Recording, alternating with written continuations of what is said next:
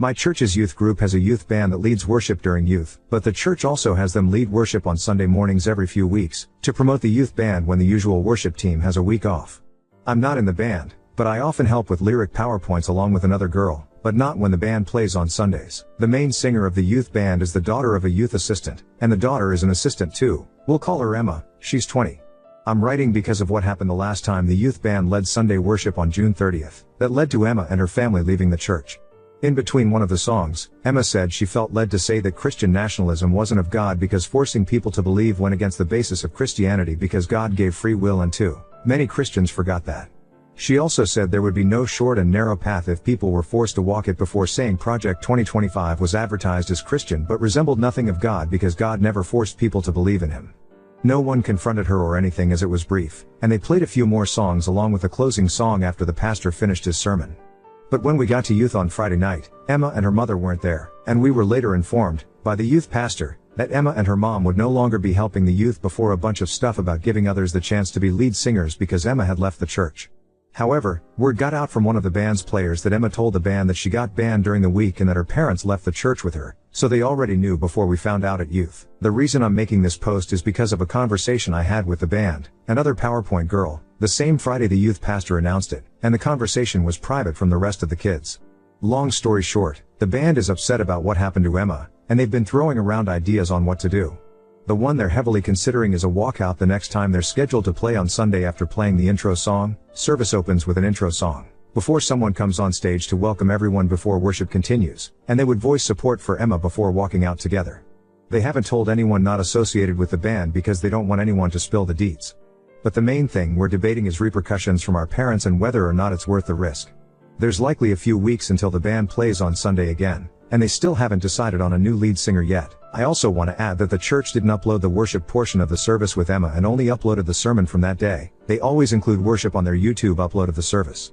Most of the concerns were around tuition punishments as some of them have their parents helping pay, but they still want to do something. And while I'm not in the band technically aside from coordinating PowerPoint lyrics occasionally, I figured the least I could do was get advice from other adults anonymously because we don't want to ask our parents for obvious reasons, and maybe others could see more pros and cons that we can.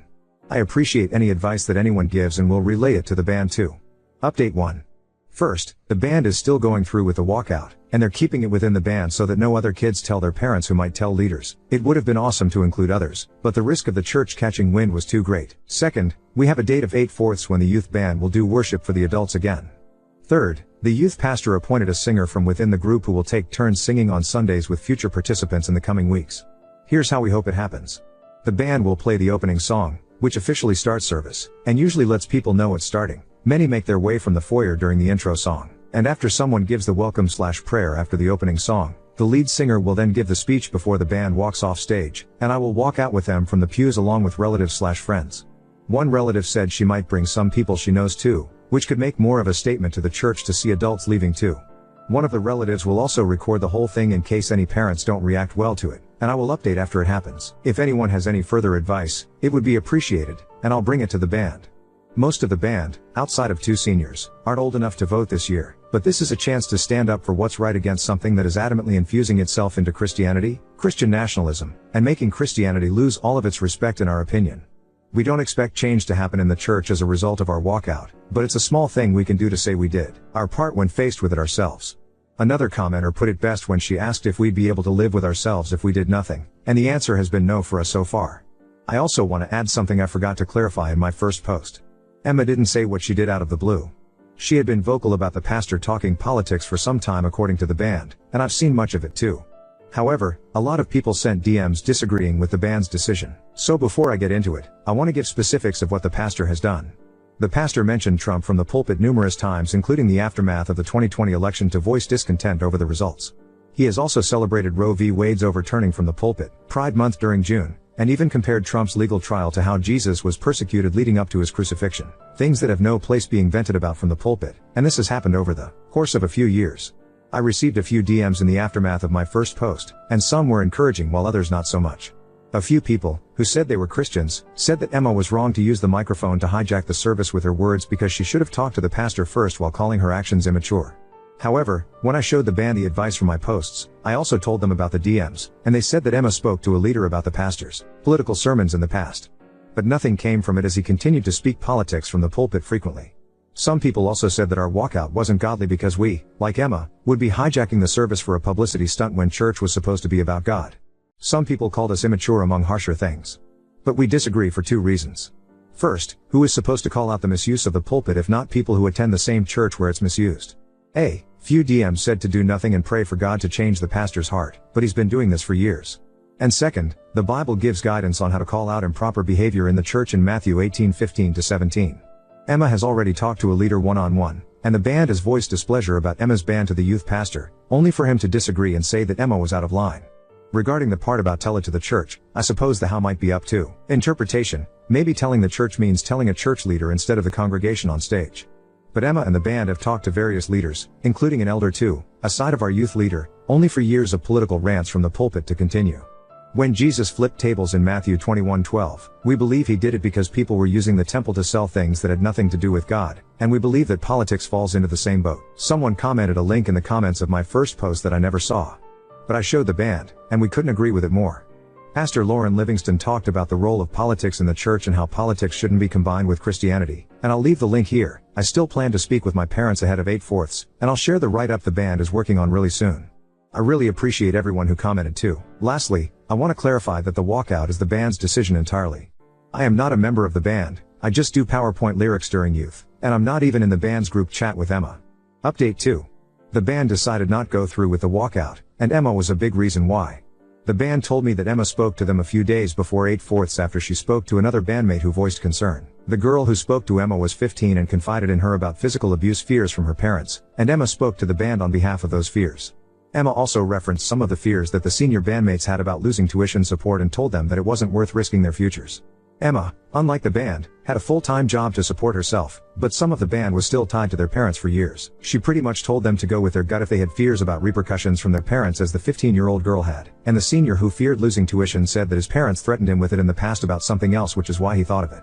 I wasn't present when the band spoke to Emma because I'm not a member of the band. I only do PowerPoint lyrics and they tell me what songs before youth group, but they told me and the other PowerPoint girl afterward.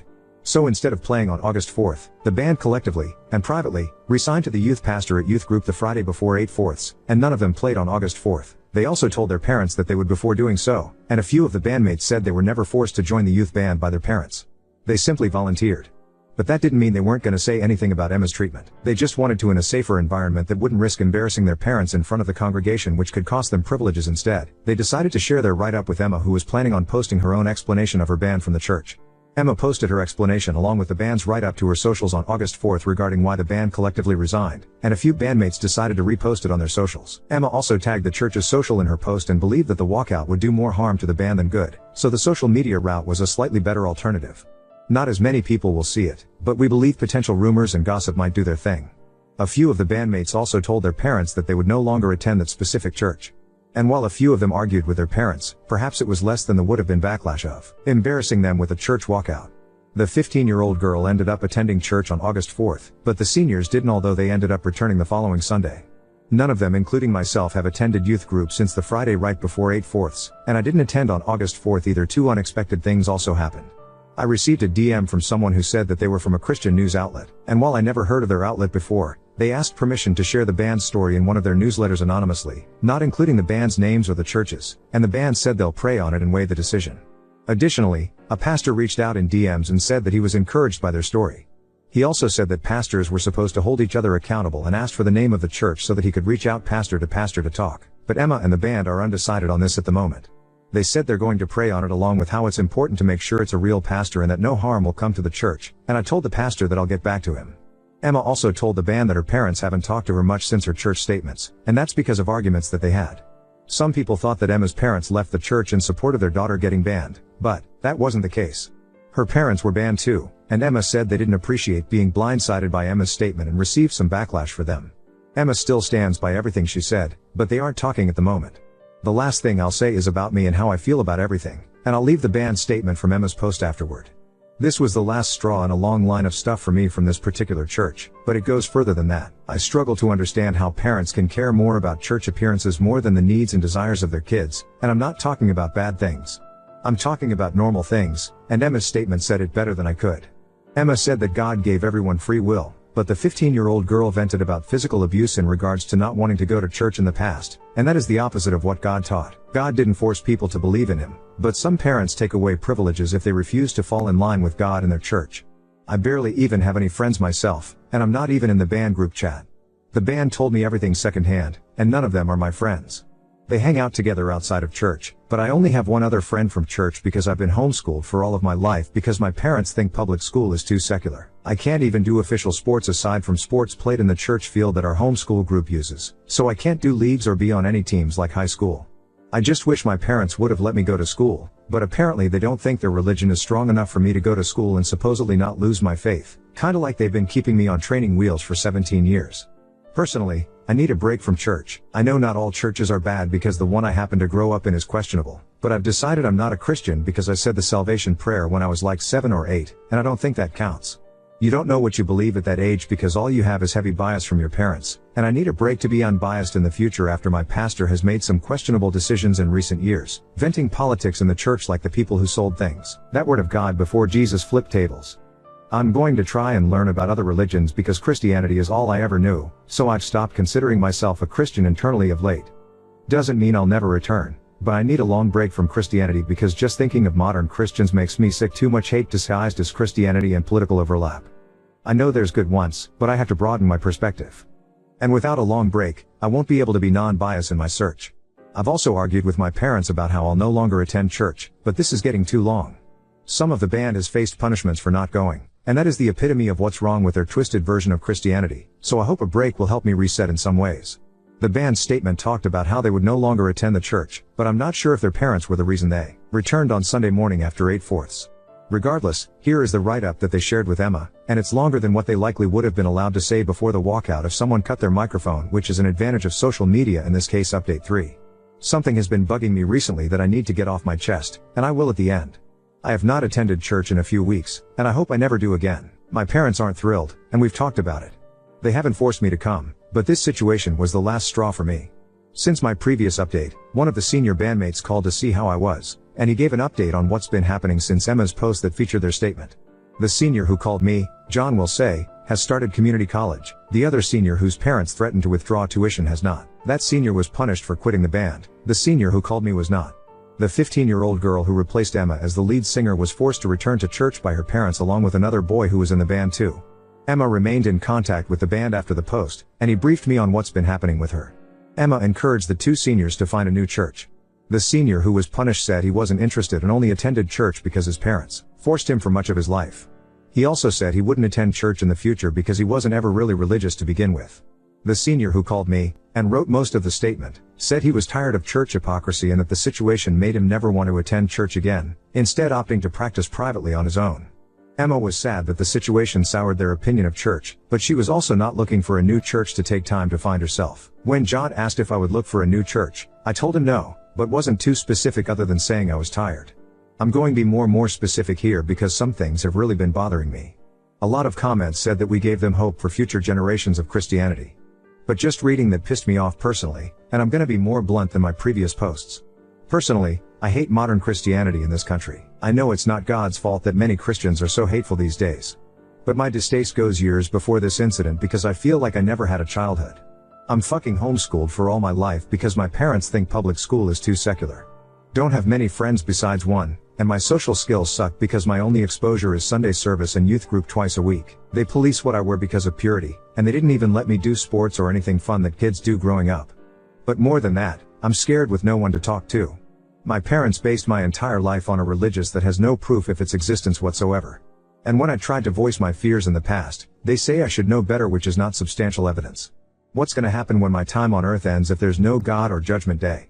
All of my life would have been wasted on invisible beliefs, never truly living to please something that doesn't exist. I'm honestly terrified of that. Who am I to blame one day if they were wrong? I won't be able to blame anyone because it'll be too late. That doesn't seem like a way to live life. It's already too late for me to have a childhood. I just hope someone can ease my fears until I can afford to talk to a professional, so I'll keep my DMs open for any advice despite seeing a few comments calling me and the band cowards for not doing the walkout. It hurts to see comments saying that we gave hope for future generations of Christianity because Christianity is my parents' reason for never giving me a childhood. I'm done with Christianity because of that fear. I don't have enough substantial evidence to base my life on a what-if invisible God, and I'm already 17 having barely lived at all. I want to go to college, live a little, sometimes drink, and date someone not in church because it's my last chance, before 9-5 working for the rest of my life, but I can't do that with constant guilt from purity and everything else extreme Christians try to guilt you with. Many thought I was passionate about Christianity from my last posts. But to be honest, I've hated Christianity long before this mess as a result of my distaste for homeschooling. It just felt good to be able to stick it to the church with the band's walkout idea and eventual post using their scriptures against them for a change.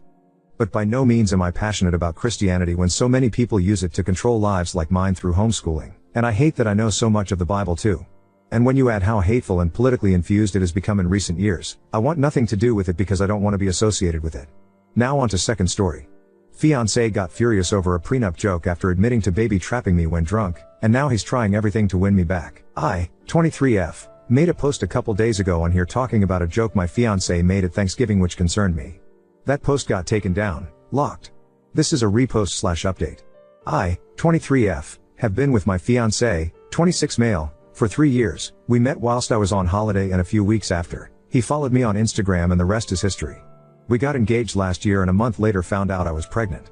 We have a beautiful 6-month-old. We hosted Thanksgiving this year and my fiancé was drinking quite heavily, and after dinner me and my mom were talking about the wedding, which my parents are paying for. I overheard my fiancé tell my brother, who was just as drunk as him, that he needed to tie me down and get me pregnant before I realized what a dickhead he was. They laughed it off, but it rubbed me the wrong way because our baby was not planned. I wasn't ready for a child and we were using condoms, but after a few instances where the condom broke, I decided it would be safer if I got on birth control. The first month on BC I got pregnant. We were told that could happen and he said he would pull out to be safe, but I still got pregnant. I was scared as, but I personally didn't want to get an abortion. I 100% believe in the right to get an abortion, I just didn't want one, and so decided to keep the baby. I work for my dad's company and my fiancé works at a country club. Money wasn't necessarily why I didn't want a baby. I just wanted to do more before I started a family. I spoke to my fiancé about what he said, and at first he said he didn't remember saying it, which was believable because of how drunk he was, but then he said it was just a joke and it was meant as a compliment because I'm so amazing. So I said okay, good, because we're getting a prenup. I was just joking, but I was also wanted to see how he reacted, and he was pissed. He said why the fuck would he sign a prenup, that we have a baby together, a house together, and that he would not sign one, how we wouldn't need one because we're never separating, and that me mentioning a prenup is insulting and emasculating. I never felt threatened or anything like that, but he did make me uncomfortable and he woke our baby up, so I told him to leave, which he did. The day after I kicked him out, he sent me a long apologetic message about how it was out of character of him to get loud, which it was. He's never acted like that before, and I replied saying I appreciate the apology, but I still just need a day or two to think everything through.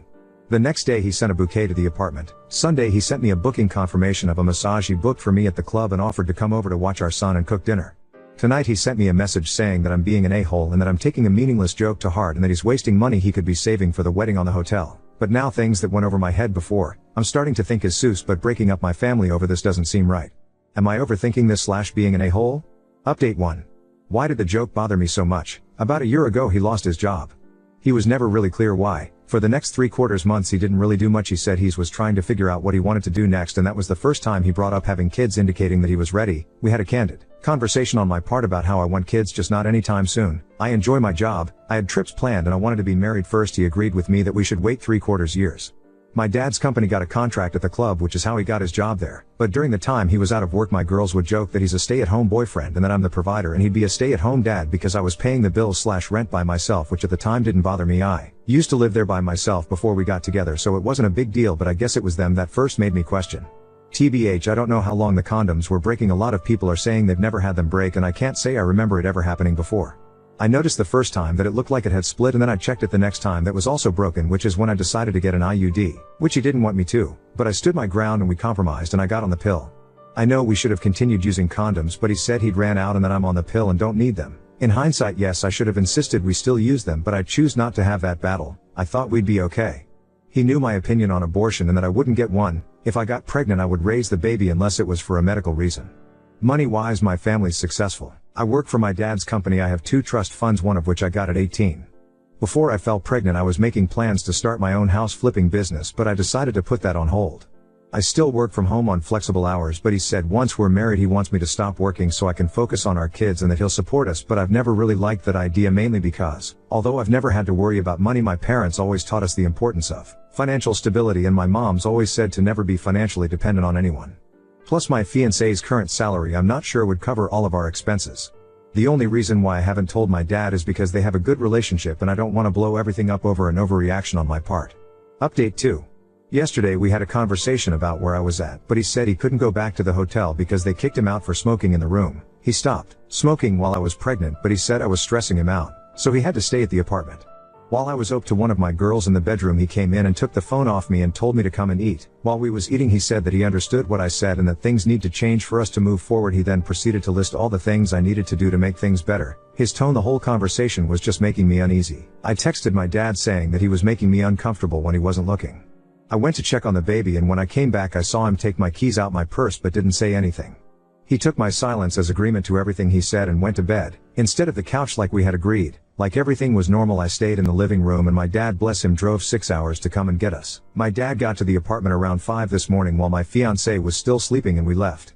Me and my son are at my parents' house now. My fiancé's been blowing up my phone since this morning. I sent a text to him as we were driving off saying he wasn't respecting the fact that I needed space and time to just figure everything out, so he could stay in the apartment and I'll stay at my parents'. We haven't officially broken up or called the wedding off. My parents, who've paid for it, have said that they don't care if I want to call it off, but I feel bad. But I just want to say thank you to everyone who replied to my original post and private messaged me. I didn't think people would care about me. I feel like every option I have is bad. The thought of being a single mom is scary. If my fiancé's behavior gets worse, that would be shit. If we cancel the wedding and cost my parents thousands of dollars, I'll feel guilty. And if we break up altogether, we just got a house together, we're both on the mortgage, our joint accounts, and I've been with him since I was 19. Being without him for good is also scary.